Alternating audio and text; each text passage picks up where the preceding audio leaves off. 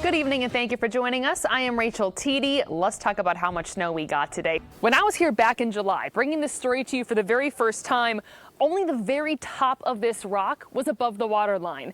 As you can see now, it's very different. Another round of files related to Jeffrey Epstein have been released by the Department of Justice. We begin tonight with the latest in the forecast. A lot of communities are cleaning up the snow that we saw earlier tonight. A man from North Adams accused of setting a fire and killing his parents in Berkshire County will stay in jail. And I got an email from a viewer actually before 9 o'clock that talked about how it was just slamming their windows and how they were concerned about having power or not having power. Again, a lot of these areas are starting to get their water back, but this scene not expected to be cleaned up anytime soon. Now, today, there was a press conference at the reservoir. People living in that area have concerns about what this area would look like if the reservoir was to be drained. This is a live look at 511 and the winter conditions that are impacting the capital region. The pink that you see means there's snow and ice on the road. That's what we're seeing here. If we go a little bit further north, that's the brown. That means an update is pending. So the village says crews are currently working to restore service to customers, but that could take several hours. Former President Donald Trump speaking right now after being found guilty on all 34 counts of his hush money trial in New York. Remember 7 a.m. as you're walking out the door or whatever time you like to leave in the morning, we're going to advance. This is what it's going to feel like as you leave your house tomorrow. First warning meteorologist Reid Kisselback showing us how cities are prepping those roads. But first, let's check in with the chief with the timing of what we need to know. Hey, Paul. Good evening and thank you for joining us. I'm Rachel Tiede. Tonight we begin with the latest in this investigation into this arrest. So it's just one of those spots where it depends on your elevation, right? Depends on your location. But for now, for the most part, things are on the drier side. And let me tell you, I love interviewing scientists because they bring me visual aids. Sure. So we're going to have a little bit of a show and tell here. So grab the heavy jacket. It's time, first day of winter, and it feels like it. But I have never tried the Saratoga water that is so famous, so I have my little cup here. I'm going to try this live for the very first time on TV. So here we go. Filling up the glass. So I swirl it like wine. I don't know what the etiquette is. Oh, well, wonky is the word for it, Steve. Back to you. It's just miserable. We can smell it in our station here. The good news is that the Department of Environmental Conservation has an idea of where it's coming from. And Tia, you keep talking about how there was a pesky little flame, but are they still battling that? On the flip side, the GFS, another one that we know and love, gives us a lot more. It has the center of the storm more inland, and so we have that light category, that line, a lot further north from Albany and moderate further south. Let's head out to Stella Porter once again. Stella, you've been all over the place today. You were in Saratoga Springs, now you're in Troy. We were both at the airport earlier today. It has been a very snowy day for you. As we take a look at our satellite and radar image here, we're going to zoom in on Maple Avenue, and I'm going to walk over to the weather wall to point this out as well. You can see kind of that red line across your screen. Glen Ridge Road is up here. This is Maple Avenue, and the bridge is right about here or so. Hi, Mark and Sabrina. Yeah, I get motion sick pretty easily, so we're going to see how this goes. Thank you both. We appreciate it. And thank you for letting us be on the carousel. Mark and Sabrina, whoa, I'm doing better than I thought it would as I actively fall over. We're going to send it back to you and come on down and enjoy the carousel. It's been a really great time. Now, some of the things that NYSEG and National Grid recommend is, for example, sealing up those drafty areas around your doors and your windows. They also say to save energy, add insulation to your attic, or pipes like this one, you can insulate those as well. Now, both National Grid and NYSEG say open those blinds during the day. Let the sunlight in, let the heat in. But then at the end of the day, make sure you close them once again. 100 million years ago was the last major movement that caused this area to shift and helped cause the natural springs that we see today. This right here, my hand on it, this very old rock is part of that story. And that's it for Live at 4. Live at 5 is next.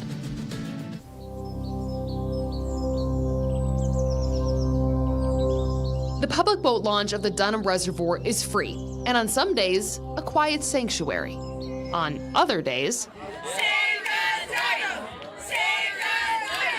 it's the site of a pop-up press conference calling to save this picturesque scene. Jean McDermott is one of the kayakers here today. She owns Graywacke Meadows, a wedding venue not far from the reservoir. You're a big kayaker, I take it? I am. breaking into paddleboarding, but kayaking, paddleboarding. We grew up down here fishing, you know, uncles, aunts, grandparents. I mean, we've all used it for generations. She and others want the dam fully revamped, bringing it in line with today's safety standards. That's the most expensive option. The state recently held community meetings highlighting ways to fix the safety issues posed by the dam. First, the state could do a full replacement to a cost of $20 million. The second choice would cost $9.6 million. That would remove the dam and restore the stream, creating a wetland that the Parks Department says could still be used for fishing or hiking, just no longer boating. The last option would cost $6.1 million. Remove the dam and not restore the wetlands. Still available for recreation, the state says, but little extra help to nature. McDermott says she's not buying those price tags. Because I used to work in construction, and I know that construction costs don't stay where they're supposed to be.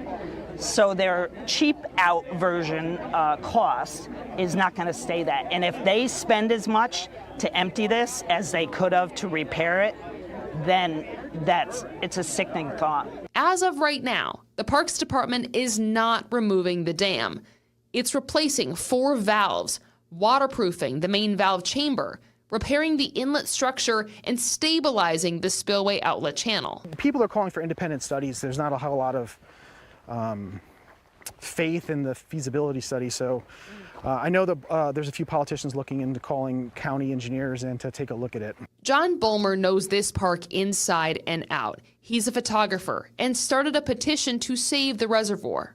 As of airtime, the petition has about 1,900 signatures. He says the news about the dam upgrades are a step in the right direction. It's complicated. I think it's a good step. It shows they haven't abandoned the project. It shows they're moving towards stabilizing this.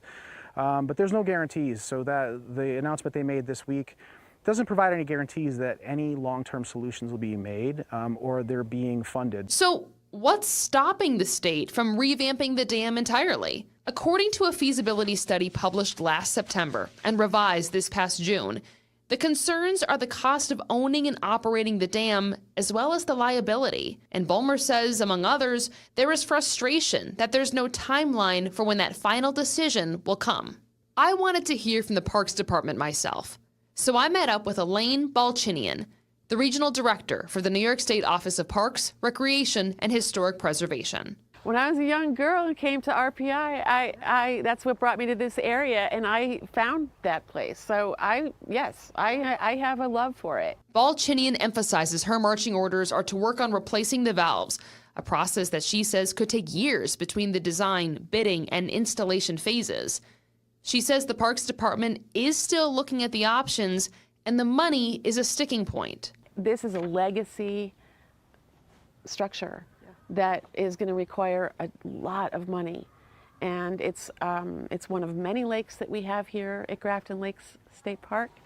So I think we're considering it. You know, we're trying to figure it out. If the money became available with public pressure or with whatever, you know, we'd be happy to move it forward. Senator Jake Ashby, who represents Rensselaer County, says there is money available. He wants the state to use some of the $425 million added to the Environmental Protection Fund.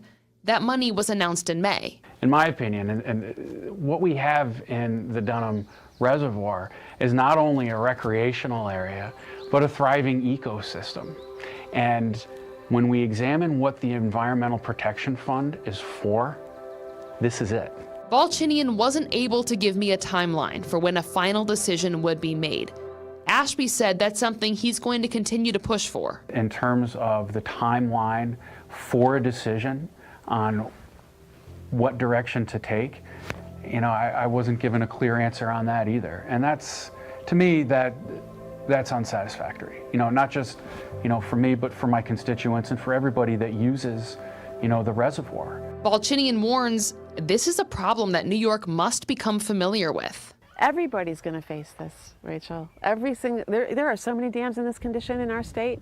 You know, this one happened to come to the fore because Rensselaer County was notified through the DEC dam safety letters that I get. So they're seeing it's an education for all of us. I'm glad you're doing this article, because the understanding of high hazard dams, why they're classified that way, why our understanding of the of how to build them has evolved to an understanding that they're now not doing their job. So there are some concerns here. People at the press conference Thursday had questions. What happens if the reservoir goes away and we have a hurricane or a tropical storm? Will downstream flood? What about the wells? Will residents have to redig them? Coming up tonight live at 9 on My 4, we're going to take a closer look at this issue.